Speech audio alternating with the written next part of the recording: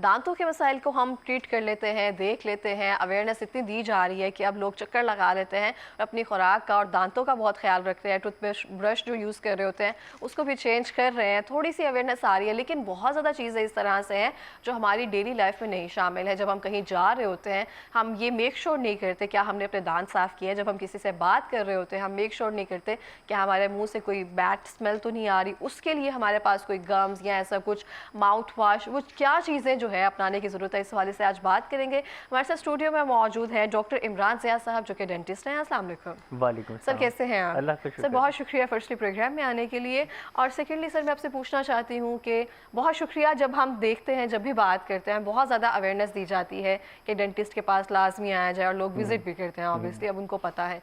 लेकिन बहुत ज़्यादा इस तरह से चीज़ें हैं, ओरल हाइजीन लोग नहीं ख्याल रखते हैं। जब बात कर रहे हैं या तो मुंह से थूक आ रहा है या बहुत ज़्यादा पानी आ रहा होता है मुंह में बात करते हुए, इसकी क्या वजह होती है? मुंह से पानी आना, इसके मुख्तलिफ हम इसको नाम देते हैं, हाइपरसेलिवेशन, टायलिज्म और इस तरह का ये टेक्निकल नाम है इसके। इसकी कुछ वजूहात आपको बता देता हूँ मैं। सबसे पहले तो एज से रिलेटेड है। जब बच्चे छोटे होते हैं तो पहले जो 2 साल होते हैं उसमें फेशियल मसल्स का कंट्रोल नहीं होता, तो उनका मुंह से राल बहती रहती है, ये वो पानी आता रहता है।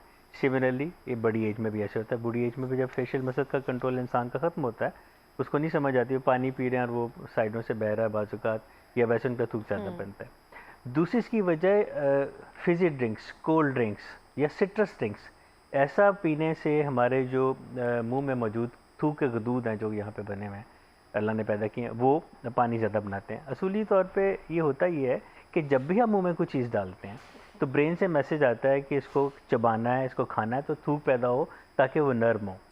आमतौर पे जब हम कोई चीज़ खाते हैं और वो हमारे गले में अटक जाती है तो उसको नरम करने के लिए थूक पैदा होता है, सलाइवा क्रिएट होता है। एक भी ये भी पानी आने की एक वजह है। उसके अलावा कुछ न्यूरो डिसऑर्डर्स होते हैं, न्यूरोमस्कुलर, उसमें ये होता है कि बाज़-औक़ात बच्चों में बड़े ऑटिज़म है या अल्जाइमर डिजीज़ है, पार्किंसनिज़म है जिसमें हाथ कांपते हैं, या कोई और रिसा से कोई लकवा, paralysis, Bell's palsy, facial palsy, लकवे की सूरत में भी पानी मुंह में ज़्यादा बनता है। इसके अलावा जिन लोगों को पानी मुंह में ज़्यादा बनने का मसला दरपेश होता है, उनके सोने का पोस्चर बड़ा काउंट करता है। अगर वो कमर के बल सीधे लेटे हुए हैं तो ग्रेविटी के अंडर सलाइवा मुंह में ही रहता है, लेकिन जैसे वो करवट पे सोते हैं या पेट के बल सोते हैं तो सुबह उठ के उनका तकिया भीगा जब हम जैसे कहते हैं तो रात को राल आ रही, समथिंग इस तरह से हम इस चीज़ को वही उनके सोने का जो पोस्चर है वो इस पे बहुत डिपेंड करता है। तो सर, खुराक का भी इसमें कोई अमल दखल है? क्योंकि हमारी वालदा अक्सर कहती है जब रात को इस तरह से मुंह से सलाइवा या इस तरह से कोई चीज़ जिसे हम राल वगैरह कहते हैं, तो कहते हैं कि बादी चीज़ें ज़्यादा खा ली हैं, ये चीज़ों का इस्तेमाल ज़्यादा हो गया, इस वजह से ऐसे हो रहा है। ऐसा कोई है क्या, मिथ है ये? मेरा ख्याल है ये मिथ है, लेकिन है कि ये सपोज किया जाता है कि अगर ज़्यादा स्पाइसी चीज़ें खाते हैं तो उसको ओवरकम करने के लिए, जायके को बेहतर करने के लिए कुदरती तौर पे थूक ज़्यादा बनता है। जब थूक ज़्यादा बनेगा वो कंट्रोल होगा तो ड्रिबलिंग होगी, इसको हम ड्रिबलिंग भी कहते हैं। तो ये इसका है। अब अगर मैं इसके ट्रीटमेंट की तरफ आऊँ, इसका इलाज क्या है, तो इसका है कि सोने से कुछ देर पहले आप लिक्विड का इस्तेमाल कम कर दें, या कुछ दवाइयाँ लाइक एट्रोपिन है, उसके मुख्तलिफ डेरिवेटिव्स हैं, वह मुख्तलिफ डोजेज़ में अकॉर्डिंग टू पेशेंट्स एज और उसका जो बॉडी वेट के साथ हम एट्रोपिन के हम कुछ डोजेज़ हम देना शुरू करते हैं, उससे फ़र्क पड़ जाता है। अगर उससे भी फ़र्क ना पड़े तो फिर हम इसकी सर्जरी करते हैं जिसमें कि हम स्टेपलिंग कर देते हैं जो थूक पैदा करने वाले गदूद हैं। अगर वो भी पॉसिबल ना हो एज की वजह से कुछ और, तो फिर हम रेडियोथेरेपी शॉम से इसका इलाज करते हैं। मतलब इसका हल है। तो सर, ये एज के साथ साथ वर्स होता है या बेहतर होता जाता है?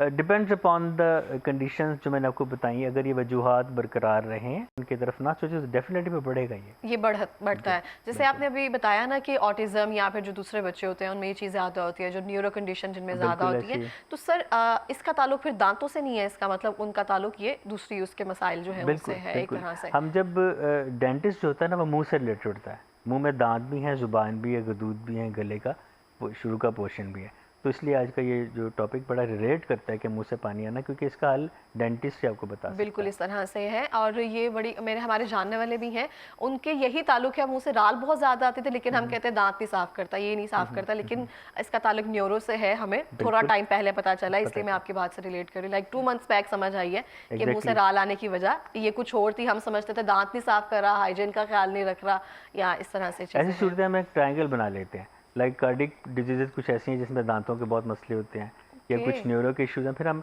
फिजिशियन को, पेशेंट और डेंटिस्ट एक ट्रायंगल बनती है जिसमें हम टीम वर्क करते हैं। फिर हम यानी कि सिर्फ न्यूरो वाले इस मसले को नहीं बाज़-औक़ात हल कर सकते या सिर्फ अकेला डेंटिस्ट नहीं हल कर सकता। हम सब प्रोफेशनल्स को एक दूसरे की एक हेल्प चाहिए होती है। तो इसीलिए जब कोई बात कर रहा होता है तो उसके मुंह से थूक आ रहा होता है, या जैसे बिल्कुल। रैंडमली हम बहुत बात कर रहे हो तो मतलब के मुंह में पानी है तो उस वजह से वो किस जो तरह सिलिवरी से। ग्लैंड्स हैं जो सलाइवा पैदा करते हैं वो हाइपर एक्टिव होते हैं, इस सही। वजह से पानी ज़्यादा तो बनता बहुत है। रेयर इस तरह से भी होता है, आप देखिए कोई स्पाइसी या कोई आपकी पसंद की चीज़ आती है तो बच्चे ज़्यादा स्लाइवेट करते हैं बिल्कुल ऐसी और इस चीज़ ऐसे को वो लेकर चलते हैं। तो जैसे एक नॉर्मल कंडीशन है जैसे कि आपने बताया जिसका इलाज मुमकिन है, पानी बिल्कुल कम पी लिया जाए या लेज़र ट्रीटमेंट, या आप उसको ऑपरेट कर देते हैं। ऑपरेट कर लेकिन देते हैं। बहुत सारे बच्चे होते हैं जो शुरू में इस तरह से स्लाइवेट करते हैं लेकिन आहिस्ता आहिस्ता कम हो जाते हैं। बिल्कुल वो जैसे बड़े होते जाते हैं उनके जो बॉडी ऑर्गन्स का रिस्पांस है, जो उनका जो मेटाबॉलिज्म है वो बेहतर होता जाता है, उनको ज़रूरत नहीं पड़ती इलाज की। आम तौर पे इतना बड़ा कोई फ़िक्र वाली बात होती नहीं है। हाँ जी, क्योंकि लेकिन हम इसको इतना बॉदर भी नहीं करते हैं। बॉदर भी नहीं करते, लेकिन जो लोग कॉन्शियस होते हैं, नफासत पसंद होते हैं, उनको फिर फ़िक्र होता है कि पानी क्यों ज़्यादा बन रहा है। फिर मैंने कंजक्टिव जो मैंने को ट्रीटमेंट मेथड बताएं, हम इनमें से कोई एक अडॉप्ट कर लेते हैं। नहीं, ये बहुत अच्छा एक टॉपिक है जिस पे हम डिस्कस कर सकते हैं और ये एक बहुत बड़ी बड़ी अच्छी बात है कि आप इस पे इन्फॉर्मेट कर रहे हैं। अच्छा सर, दूसरा सवाल मेरा ये है, मैं आपसे पूछना चाहती हूँ, बच्चों के टेढ़े दांत हो जाते हैं स्पेसिफिकली अगर देखें, या दांतों में गैप बहुत ज़्यादा होता है, जब हम भी ग्रो कर रहे होते हैं हमारे भी दांतों में गैप है, वो टेढ़े हैं हल्के से, इसकी मेनली रीज़न क्या होती है? दांतों का टेढ़ा होना ये एक बहुत लंबा टॉपिक है। इसमें जेनेटिक इशू भी आता है। अगर माँ बाप के, बहन भाइयों के किसी के हैं तो एक पेशेंट के अपने दांत भी ख़राब हो सकते हैं। ओके। जो सबसे अलार्मिंग फैक्टर है वो फीडर बोतल है, जो पैदा होने के बाद बच्चों को हम दे देते हैं। जो फीडर पीने से क्या होता है कि बच्चा चूँकि मुसलसल सकिंग पोजीशन में होता है, तो जो फीडर का जो निप्पल जो सिलिकॉन का बना होता है उसको बच्चा बहुत ज़ोर से सक करता है। कंजेशन होती है, तालू जो है वो तंग रह जाता है, वो वही शेप ले लेता है जो निप्पल की शेप होती है। अब दांतों की तादाद तो जो कुदरत ने निकालनी वो निकालनी ही है। फॉर एग्जांपल इस रूम में अगर 10 लोगों की जगह हम 15 कर देंगे तो फिर इरेगुलरली बैठेंगे। बिल्कुल। तो जब एक जबड़े के साइज़ के मुताबिक हो और दांतों की तादाद हो, फिर तो दांत सीधे होंगे। जबड़ा तंग होगा तो दांत टेढ़े होंगे, फिर आगे पीछे भी हो सकते हैं, रोटेटेड भी हो सकते ऊपर हैं, वाले बड़े जो हैं बाहर आ जाते हैं बाहर जिस आ तरह जाते हैं, से। बात का तो उनके नीचे लिप को आके टच कर रहे होते हैं। तो कॉस्मेटिकली और फंक्शनली इसमें ये आता है कि कॉस्मेटिकली पेशेंट सही खाना चबा नहीं पाता, और कॉस्मेटिकली होता है कि सेल्फ कॉन्फिडेंस नहीं रहता, वो जब बात करता है उसके दांत टेढ़े मेढ़े नज़र आते हैं। फिर और इसके बड़े मसले मसाइल होते हैं, मुंह से बदबू आना, खून आना, ये बहुत सी चीज़ें, ये तो इसकी रीजंस हो अच्छा, गई। ये दांत टेढ़े होने की रीजंस ये भी है, मुंह से बदबू आना और ये इस तरह से? नहीं, ये कॉन्सिक्वेंसेज हैं उसके। ओके, हाँ जी, कॉन्सिक्वेंसेज ये हैं। sequences अच्छा, जैसे आपने कहा कि जेनेटिकली भी ये चीज़ें हो हो सकती हैं, तो सकती हैं। जेनेटिकली इससे बचने के लिए हम क्या प्रिकॉशंस ले सकते हैं कि नेक्स्ट हमारी जनरेशन या बच्चों में ना हो? सबसे पहले तो फीडर बंद करें और सोचें ही ना कि फीडर देना है, मदर फीड पर रखें या उसको ऑल्टरनेट दें इसको। और दूसरा है कि ये देखें कि बच्चा, हाँ एक और मैंने बताया, थंब सकिंग। कुछ बच्चे जो नफसियाती तौर पे अंगूठा चूसते हैं, हाँ जी। अंगूठा चूसते हैं, सोचते वक्त, बात करते वक्त, नेल बाइटिंग करते हैं, उनके दांत भी टेढ़े होते हैं। थंब सकर्स के तो बहुत ज़्यादा होते हैं। ओके। हाँ, फीडर पीने वालों को भी हो गए, और जो नेल बाइटिंग वगैरह करते हैं उनके भी, क्योंकि एक्स्ट्रा फोर्स लगानी पड़ती है तो दांतों की पोजीशन चेंज हो जाती है। अच्छा, ये जो फीडर या इस तरह से चीज़ें हैं, ये तो आइडिया था कि इस तरह से है, लेकिन जो थंब सकिंग करते हैं या नाखून चबाते हैं, इसका नहीं आइडिया था कि इससे भी दांत के जो मसाइल हैं या टेढ़े होते हैं हम उस इसलिए तरह से कहते हैं हैं। हर 6 माह बाद डेंटिस्ट के पास जाएं ताकि आपको तमाम हम बातों तो से हर बता बार एक सकें। तरह से मैसेज देते हैं कि हर 6 माह बाद जाएं डेंटिस्ट के पास। अच्छा सर, जैसे दांत टेढ़े हैं बच्चों के, हम कहते हैं कि इसको विटामिन डी दे दिया जाए, कैल्शियम की टैबलेट्स वगैरह दे दी जाए बच्चों को, तो वो ठीक होना शुरू हो जाएंगे, ऐसा होता है? नहीं, ये सप्लीमेंट्स से आपकी इन चीज़ों की कमी पूरी हो जाती है, कैल्शियम की कमी है, विटामिन डी की कमी है, लेकिन जो दांतों की पोजीशनिंग है, जो उनकी स्ट्रेटनिंग है, वो बगैर ट्रीटमेंट के नहीं होती। ट्रीटमेंट के तरीके आपको बता दूंगा मैं अभी।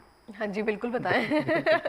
इसके आज से कुछ साल पहले तक एक ही तरीका था, डेंटल ब्रेसेस। आपने देखा होगा, बिल्कुल, अभी हाँ भी जी। लोग यूज़ करते हैं, वो दांतों पे वो स्टार से लगे होते हैं।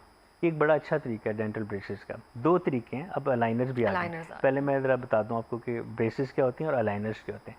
ब्रेसेस में होता है कि वो दांतों पर ब्रैकेट्स लगा के एक वायर पास कर दी जाती है मखसूस गेज की बिल्कुल। कंडीशन के मुताबिक। उसको फिर हम लगा के रबर के साथ टाइट करते हैं और वो दांत आहिस्ता आहिस्ता सीधे होते जाते हैं।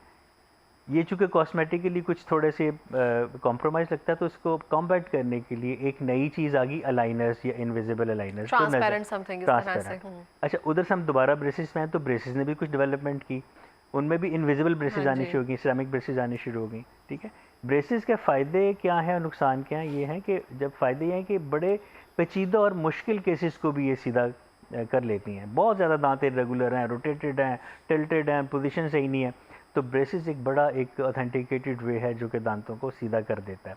दूसरा इसका फ़ायदा ये है कि ब्रेसेस से किए हुए दांत जब अपना टाइम पूरा हो जाता है, ब्रेसेस उतार दी जाती हैं, तो रिलैप्स एक कंडीशन है जिसमें दांत वापस आना शुरू होते हैं उसी पोजीशन पे, जैसे या पहले थे। जो जैसे पहले हाँ थी या जी, उसके ये करीब करीब। अभी सुनने में ठीक आया। है, हाँ जी। तो रिलैप्स के लिए ब्रेसेस बड़े अच्छे हैं कि उनसे किए हुए दांतों ट्रीटमेंट में आमतौर पे रिलैप्स नहीं आता। अच्छा, अगर हम ब्रेसेस लगवाते हैं तो उससे दोबारा से उस तरह से नहीं उस कंडीशन में चले जाते हैं, सेम रहते हैं? सेम रहते हैं ओके। लेकिन रिलैप्स होता है।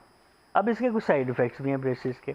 पहली बात तो ये कि इसमें ट्रीटमेंट जो ड्यूरेशन है बहुत लंबा लंबा है। है, पेनफुल भी है डेढ़ थोड़ा बहुत। 2 साल बिल्कुल पेनफुल ऐसा है कि जब कभी वायर पीछे बढ़ गई, पेशेंट डॉक्टर के पास नहीं जा सकता, तो वायर होंठों में चुभती है, ज़ुबान पे चुभती है। दूसरा उसका ये है कि कॉस्मेटिकली पेशेंट सेल्फ कॉन्फिडेंस का कमी का शिकार होता है। तीसरा ये है कि ब्रेसेस की सफाई करना बड़ा मुश्किल काम है। उसमें जो भी खा रहे होते हैं, हाँ, ज़रात वगैरह ठीक समथिंग। है, हम उसके लिए वो इंटरनेट में ब्रशेस देते हैं, पेशेंट खुद भी ब्रश करने की कोशिश करता है, तो हो लेकिन फिर भी उनके मसूड़े सूजे ही रहते हैं यूजुअली, और ओके। उनमें ब्लीडिंग होती रहती है। जब ब्लीडिंग होती है फिर मुँह से स्मेल भी आती है, ठीक है। और दूसरी बात है कि फूड रेस्ट्रिक्शन होती है, पेशेंट खुल के खा पी नहीं सकता, ज़ोरदार से चीज़ें चबा के चीज़ें खाएगा तो ब्रेसेस उतरने के चांसेस होते हैं। फिर डॉक्टर के पास जाएँ, वो ब्रैकेट जो होती है वो लगवाएँ, बात को तार चुभ रही होती है। तो ये कुछ इसके डिसएडवांटेजेस भी हैं। तो ये वेरी करता है कि कितने मंथ या कितने साल लगेगी वो दांतों की कंडीशन पे? कंडीशन पे वेरी ओके। करता है। अब आपने जब अलाइनर का पूछा, तो अलाइनर एक बड़ी अच्छी एक इन्वेंशन है, मेरा ये डिस्कवरी है कि ये नज़र ही नहीं आते कि ये लगे हुए हैं। कॉस्मेटिकली बिल्कुल पता नहीं चलता, बिल्कुल ट्रांसपेरेंट क्लियर एक मटेरियल उससे हम बनाते हैं। दूसरा इसमें ये है कि इसमें पेशेंट कंप्लायंस, यानी कि पेशेंट को उसके साथ उसको मैनेज करना बड़ा आसान है। क्या करना है कि मज़े-मज़े की चीज़ें भी खा सकते हैं। जब भी कुछ खाना है, अलाइनर उतारे, खाना खाया, दांत साफ़ किए, अलाइनर्स को वॉश किए, अलाइनर्स लगा लिए। ओके। ठीक है। और तीसरा इसका फ़ायदा ये है कि इसमें हर 15 दिन के बाद जाना होता है या महीने बाद डेंटिस्ट के पास जाना होता है। पुराने लाइनर्स रखे, नए लगाए और वापस आ गए। अब ये चेंज होते हैं हर 15 दिन हाँ बाद, जी, एक हर महीने 15 के दिन बाद? बाद या ओके। महीने बाद, डिपेंड करता है कि पेशेंट किस फेज़ पे डॉक्टर के पास पहुंचा है। ठीक। ठीक है। इसमें पेशेंट कंप्लायंस बहुत ईजी है। नेगेटिव फैक्टर्स का ये कुछ कॉस्टली कॉस्टली, ज़्यादा क्योंकि है। 15-20 दिन बाद जाना डॉक्टर के पास, फिर चेंज करना, तो ये तो डेफिनेटली ये कॉस्टली। थोड़े ब्रेसेस कॉस्ट इफेक्टिव हैं, ब्रेसेस के चार्जेस कम है, लेकिन उनके साइड इफेक्ट्स ऐसे हैं कि अब लोग हमारे पास, तो मैं देख रहा हूँ कि जो मेरे पास केसेस आते हैं उसमें 95% वो गूगल से पढ़ के आए होते हैं कि ब्रेसेस लगवाने हैं, लाइनर, और लाइनर वो आते हैं लगवाना हमें है। कहते हैं लाइनर हम कौन से लगा के देंगे जी। तो ये एक अवेयरनेस अल्लाह का शुक्र है कि लोगों में आ रही है। अब लाइनर्स का रुझान बढ़ रहा है ब्रेसेस के निस्बत। तो जैसे आपने कहा थोड़ा कॉस्टली ट्रीटमेंट है या इस तरह से, बहुत सारे लोगों को मैं देखती हूँ, ये पास जो डॉक्टर्स होते हैं उनके पास जाते हैं, उनका होता है कि कुछ इस तरह से हो जाए कि फ्री ही लग जाए। हमारा एक कंसेप्ट इस तरह से है, क्योंकि डेंटल जो ट्रीटमेंट है थोड़ा सा एक्सपेंसिव है, हम ये जी। कंसीडर करते हैं, इसलिए शायद लोग कम आते हैं या कम जाते हैं। तो उसके अलावा अगर जो ब्रेसेस की तरफ जाना चाहते हैं, जैसे आपने इसके इतने साइड इफेक्ट्स गिनवाए हैं, अब इसके फ़ायदे क्या हम देख सकते हैं कि बहुत से लोग अभी अलाइनर्स पर नहीं जा सकते हैं क्योंकि अभी वो ट्रेंडिंग में तो आ रहा है, उसमें नीश में एक तरह से आ रहा है, उस तरह से लोअर पे नहीं जा रहा। तो अभी अगर हम ब्रेसेस पे रहें, अगर लोग ब्रेसेस लगवाएं, तो उसके क्या फ़ायदे बेसिकली हैं? फ़ायदे यही हैं कि कॉस्ट इफेक्टिव पहली बात, दूसरा कि गवर्नमेंट हॉस्पिटल्स में भी अवेलेबल है। अलाइनर की सहूलत अभी गवर्नमेंट अभी लेवल पे गवर्नमेंट हॉस्पिटल्स में नहीं नहीं है। है, लेकिन ब्रेसेस के बड़े अच्छे लेवल के, बड़े अच्छे अच्छे हमारे एक्सपर्ट्स, हमारे प्रोफेसर्स हैं, वो गाइड करते हैं स्टूडेंट्स को, और फिर वो वहाँ पे ये हो रहता है। क्लिनिक्स पे भी ये है कि हम उनको इंस्टॉलमेंट की फैसिलिटी पेशेंट्स को देते हैं, ओके, ये ताकि होता है, हाँ ठीक जी, है, सही। ज़ाहिर है ट्रीटमेंट हर किसी का हक है, तो सिर्फ पैसे ना होने से कोई इलाज ना करवा सके तो ये मेडिकल एथिक्स के खिलाफ है। हम फिर उनको थोड़ा सा इंस्टॉलमेंट फैसिलिटी देते हैं। ब्रेसेस का फिर ये कि पेचीदा केसेस को भी कुछ जगहों पे लाइनर्स नहीं काम कर पाते, तो स्टिल ब्रेसेस आर इफेक्टिव। अभी भी हम ब्रेसेस को कुछ जगहों पे प्रेफर करते हैं। तो डॉक्टर से अगर मैं आपसे पूछूं कि हम अगर किसी और जगह से ब्रेसेस या लाइनर्स लगवाने के लिए जाएं, तो कौन सी ऐसी बेसिक बातें हैं जो हमें ऑलरेडी पता होनी चाहिए? एज एन डॉक्टर क्या आप बताएंगे? सबसे पहली बात है कि जिन डॉक्टर के पास जा रहे हैं उनका देखें कि वो क्वालिफाइड और वेरीफाइड हैं, एग्जैक्टली। ठीक है ना, क्योंकि क्वेकरी भी बहुत है। ऑल्दो के गवर्नमेंट ने कुछ कमीशन बना दिए हैं जो कि डॉक्टर्स को चेक करते हैं कि वेरीफाइड हैं कि नहीं क्वाली, लेकिन पहले तो ये देखें। दूसरा ये देखें कि आप जल्दी शुरू में चले जाएं।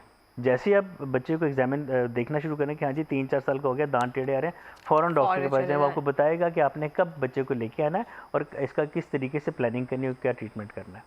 सही। अच्छा सर, हम अगर चक्कर लग रहा है बार बार डॉक्टर के पास, जैसे हम ब्रेसेस के लिए जा रहे हैं, बच्चों का कोई ट्रीटमेंट है, तो ये हम रिकमेंड कर सकते हैं कि आप अपनी टूल किट खुद बाय कर लें? क्योंकि अगर हम गली मोहल्ले समथिंग इस तरह के डॉक्टर के पास जा रहे हैं, या फिर स्टेरिलाइज पेज पड़े होते हैं। जो टूल किट अपनी रखने वाली है वो सिर्फ एग्जामिनेशन किट पॉसिबल है, एग्जामिनेशन किट जिसे हम सिर्फ देख के बता सकते हैं, लेकिन बाकी जो टाइटनिंग इंस्ट्रूमेंट्स हैं या जो उसको लगाने के पेस्टिंग इंस्ट्रूमेंट है ब्रैकेट्स के, तो डॉक्टर के पास ही होते हैं। तो एग्जामिन टूल हम अपने पास अपना रख सकते वो हैं रख सकते स्पेसिफिकली, हैं, और एग्जामिनेशन टूल्स हैं उसके लिए बेहतर है एक तरह से। लेकिन जो ट्रीटमेंट टूल्स है वो पॉसिबल नहीं है। सही। अच्छा, बच्चों में दांत बेहतर बनाने के लिए कौन से ऐसे सप्लीमेंट्स हैं जो हमें शुरू से ही देना चाहिए? सबसे पहला जो सप्लीमेंट है ना, वो सही वक्त पे सही तरीके के ब्रश है।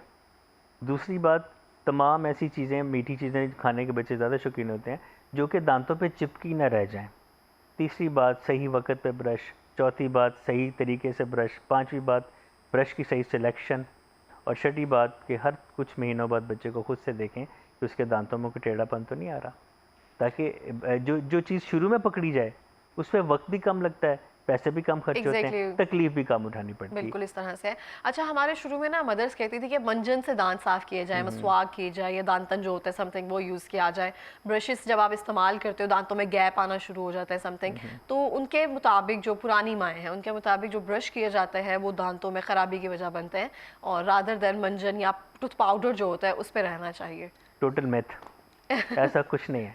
आप ये देखें, आप अपने ही उंगली को अपने हाथ पे आप रब करते हैं, जैसे उंगली से आप ब्रश करते हैं वैसे आप रब करें तो आपको एक फ्रिक्शनल हीट महसूस होती है। ये जो हीट जब दांत पे लगती है ना, तो दांत की पहली तय जो हमें ठंडे गर्म से बचाती है, एनेमल, उसको वो उड़ा देती है। क्योंकि दांत पे तो हम इस तरह से, जैसे आपने रिस्ट पे किया है, ऐसे ही हम दांतों पे रगड़ते हैं सेम। तो जो मैकेनिकल फ्रिक्शन जो हीट बनती है, ये हथेली तो सह लेती, दांत नहीं सहते। सिमिलरली मंजन है, मंजन क्या होते हैं वो कुछ या तो दरख्तों की छाल होती है जिसको दातन कहा जाता था, या कुछ टूथ पाउडर्स हैं, नाम तो नहीं मैं ले सकूंगा उनके।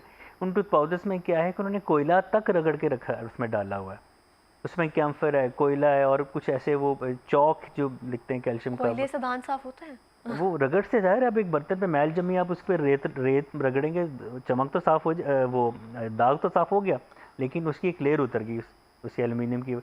इसी तरह दांतों की लेयर एनामल है।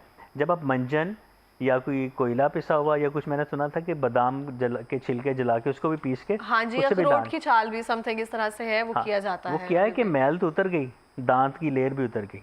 वो कुछ अर्से बाद पता चलता है कि इसका नुकसान क्या था। जैसे हम कहते हैं कि दांतों की सफाई नहीं करवानी चाहिए, उसका नहीं करवाना चाहिए, ये सेम घर में बैठकर हम एक तरह से कर रहे हैं। और सफाई करवानी चाहिए, सफाई ना करवाने से दांत खराब होते हैं। हाँ, अब ये कि सफाई, कौन सी सफाई आप पता चलेगा बेहतर है, कौन सी नहीं है। जो क्वैक्स हैं, जो कि नॉन क्वालिफाइड डॉक्टर हैं, वो एक ग्राइंडिंग किट होती है, वो उससे रगड़ के दांत साफ करते हैं। उसमें वही बात आ गई जो मंजन और बाकी टूथ पाउडर। एग्जैक्टली, वो आप घर बैठ के वो कर रहे हैं। लेकिन जो क्वालिफाइड डेंटिस्ट हैं, जो कि वेरीफाइड डेंटिस्ट हैं, वो वाइब्रेटिंग, अल्ट्रासोनिक वाइब्रेटिंग टिप से दांत साफ करते हैं। वो सिर्फ दाग को वाइब्रेट करके हम उतारते हैं। उसके बाद पॉलिशिंग किट होती है हमारी, जो कि बड़ी हार्मलेस होती है, हम दांतों को पॉलिश कर देते हैं। तो ये चीज़ें नोट कर लेनी चाहिए। अच्छा, जैसे हमने टूथब्रश आपने बताया कि जो मेन मिथ्स हैं या सप्लीमेंट्स हैं आपके मुताबिक, वो अच्छा ब्रश है। तो अच्छा ब्रश किस तरह से होना चाहिए? बच्चों के लिए हमें हार्ड उसके ब्रिसल्स होने चाहिए या सॉफ्ट होने चाहिए? नहीं, हार्ड तो बिल्कुल नहीं होने चाहिए। हार्ड आमतौर पे स्मोकर हजरात यूज़ करते हैं, उनके चूँकि नफ्सियाती होता है कि जो मेरे दाग बड़े हैं, मैं सख्त ब्रश करूँगा, सख्ती से करूँगा तो सही हो जाएगी। अच्छा, ये नफ्सियाती है, ये इसका कोई उसका ताल्लुक नहीं है? हार्ड ब्रश हम कभी एडवाइस नहीं करते, हम या मीडियम या सॉफ्ट। बच्चों को तो सॉफ्ट देना चाहिए क्योंकि जबड़े भी नाजुक, मसूड़े भी नाजुक होते हैं, दांत भी नाजुक होते हैं, उनको हम यूजुअली सॉफ्ट करते हैं। हाँ, टेक्निक मैटर करती है कि टेक्निक क्या है। हमारे यहाँ अभी तक क्या है कि हम यूं ऐसे बस करते हैं, उससे सिर्फ झाग बनती है। दांतों को ऊपर से नीचे साफ किया जाता है, क्योंकि दांत वर्टिकली प्लेस है, जो प्लाक जमा हुआ है वो ऊपर नीचे करेंगे। लोग यहाँ से भी यूं करते हैं, सिर्फ हल्का सा हौसला किया जाए और ऊपर नीचे यूं कर लिया जाए। 1 से 1.5 मिनट काफ़ी है पूरे मुंह के लिए। 1 से 1.5 मिनट काफ़ी है। ओके। एक्सेसिव ब्रशिंग भी गलत है। कुछ लोग हमारे पास आते हैं, बड़े उनके दांत साफ होते हैं, लेकिन उनको शदीद ठंडा लग रहा होता है। क्या होता है, वो रगड़ के उन्होंने उबकाइयाँ भी ले रहे होते हैं और दांतों पर ब्रशिंग कट बने होते हैं। ब्रशिंग कट वही है जो एनामल के लॉस होने से होता है। तो ब्रश ना करना और बहुत ज़्यादा एक्सेसिव करना दोनों गलत होगा। सही। तो आजकल जो इलेक्ट्रिक ब्रश है उनका बहुत ज़्यादा ट्रेंड है, हमें ये नहीं पता वो क्या हमारी दांतों में रोल प्ले कर रहे हैं, बस हम देखा देखी उसको बाय कर रहे हैं। इलेक्ट्रिक ब्रश बहुत अच्छी एक अच्छा एक है इन्वेस्टमेंट, बिकॉज उसमें एक तो अपनी स्पीड अप कंट्रोल कर सकते हैं, जिसमें सेंसर लगे हैं, अगर आप ज़रा ज़्यादा दबाव देंगे तो वो सेंसर बीप करता है और आप उस चीज़ को वहीं पे आप दांत अपना प्रेशर कम कर लेते हैं। तो इलेक्ट्रिक ब्रश से की हुई है, हम इसको रिकमेंड करते हैं। मतलब हमें ये इन्वेस्टमेंट अच्छी है, इस तरह से बाय कर लेना हाँ चाहिए जी, जो इसको। चीज़ इसमें भी टाइप्स हैं कोई मेडिकल या समथिंग इस तरह से, या कोई भी इलेक्ट्रिक ब्रश हमें इसमें बाय कर नहीं लेना नहीं, ये चाहिए? आप अपने डॉक्टर से जाके दिखाएं, वो आपको बताएगा कि आपको किस किस्म के मैनुअल, हैंडी, सादा या इलेक्ट्रिक की ज़रूरत है। इस तरह से मतलब खुद से हम कुछ भी बाय नहीं करें, आप पहले ना जाके करें, डॉक्टर से प्रिस्क्राइब मुंह करें। में तो एटलीस्ट मशवरा खुद करके आप इस्तेमाल करें, इसमें मैकेनिकी नहीं दिखानी चाहिए। बिल्कुल इस तरह से है, बहुत ज़्यादा इस तरह से होता है कि बहुत रेयर है, मैंने नहीं कभी डॉक्टर से प्रिस्क्राइब करवाया मुझे अच्छा टूथब्रश लिख दें, हाँ जी, बहुत रेयर होता है हम कि तो हम उसे महीने कह दें। ग्रॉसरी करते हैं, देखते हैं जो अच्छे रंग का है, जो खूबसूरत सी हाँ, जो हैंडल है, सबसे अच्छी हम पैकेजिंग में है पैक बस वही या बाय महंगा कर लिए। है, हाँ, वो अगेन एक हमारे हिसाब से जो महंगा वो अच्छा ही होगा। और सबसे अच्छा पता कौन सा ब्रश होता है? जो फ्री में आता है पेस्ट के साथ। हाँ जी, वो ज़्यादा वो अच्छा सबसे लगता है। बेहतरीन है और हमें लगता है वो ज़्यादा चलेगा और वो पायदार है। तो ये चीज़ें जो हैं वो इस तरह से। अच्छा सर, हमारे पास लास्ट 2 मिनट है, कोई पैगाम देना चाहेंगे दांतों से मुतल्लिक? बिल्कुल, आपने वो पुराने बुजुर्गों से सुना होगा, दांत अच्छे सेहत अच्छी, सेहत ये बात अच्छी। बिल्कुल ठीक है। आपके दांत अच्छे होंगे, आप खाना सही तरीके से चबाएंगे, आपके मैदे में जाएगा, जिस्म का हिस्सा बनेगा। दांत अच्छे होंगे, आपकी स्माइल कॉन्फिडेंट होगी, आप एतमाद से बात कर सकेंगे, खुद एतमाद से करेंगे, लोग आपकी बात को सुनेंगे और उस पे अमल करेंगे। ज़िंदगी बहुत खूबसूरत है, इसको खूबसूरत तरीके से गुजारना चाहिए। बिल्कुल इस तरह से। बहुत शुक्रिया सर प्रोग्राम में आने के लिए। और मैं भी यही कहना चाहूँगी, बहुत सारी चीज़ें हैं जिनको हम नेग्लेक्ट कर लेते हैं या फॉर ग्रांटेड ले लेते हैं, उनका ऐसा बिल्कुल भी नहीं करना चाहिए। बार बार अवेयरनेस देने का इसका मतलब यही है, अपने डॉक्टर और डेंटिस्ट के पास आप लाजमी विजिट करें, खुद से कोई भी चीज़ें अपने ऊपर एक्सपेरिमेंट ना करें या अप्लाई ना करते जाएँ देखा देखी और सुनते सुनती, क्योंकि हम इन्फ्लुएंसर्स को बहुत फॉलो कर रहे हैं, हम डिजिटल ट्रेंड में मौजूद हैं, लेकिन फिर भी डेंटिस्ट का रोल जो है वो डेंटिस्ट ही प्ले कर सकते हैं।